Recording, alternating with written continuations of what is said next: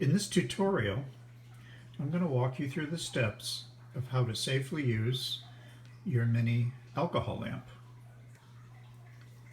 And if you follow these simple steps, you'll not have any trouble.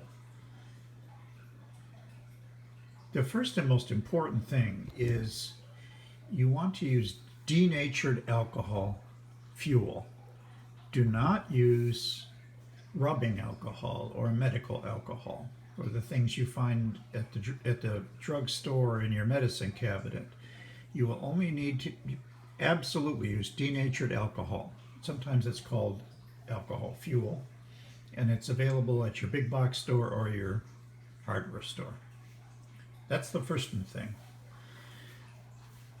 Now, obviously I'm not shipping this. I'm not allowed to ship it to you, so you have to go buy that part yourself. So I'm going to take that out. These are the three things you're going to get. You're going to get a little bottle to store your denatured alcohol in. You're going to get the lamp, of course, and you're going to get a funnel. So let's go through the steps. The first thing you want to do is to remove the lid from this, like so. And set that aside. You're going to say, well, how am I going to get the fuel into that? Well, this little thing pops off very easily. Okay? And I would recommend using this instead of trying to pour the alcohol directly into the lamp. It might tip over. I'll show you why in a minute. This goes in here. And the thing with cans of denatured alcohol is, I don't know why they make them like this, but they can be a little messy when you pour them. So that's why the funnel is included. So I would fill this up. And you can lift that up a little bit.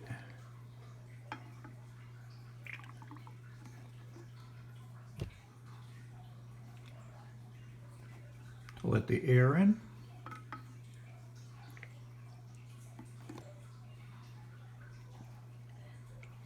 And what you have in there should be enough to last you for many, many, many, many reads. Once you've done that, and you've filled it up most of the way, you can remove the funnel and put the little cap back on like that. Then your lamp comes in actually three parts. There is and this is a little confusing. There is a lid, and you cannot pour the alcohol into that, but there's another sub mechanism here, and it has a wonderful gasket that really does help. And then I would use this like that. And I would recommend only filling it maybe halfway, 3/4, maybe, not all the way. It's just not necessary. And when you put this back on, sorry, wrong piece there. Make sure the gasket is solidly square in there. Might be a little tricky. You could cut that thread down some too. The wick rather, not the thread.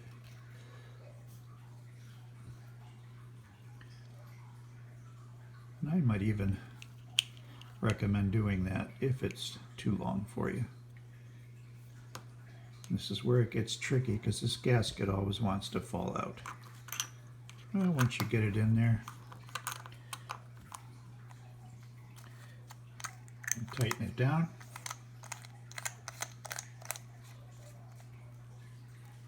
And then I would shove the wick back down in there.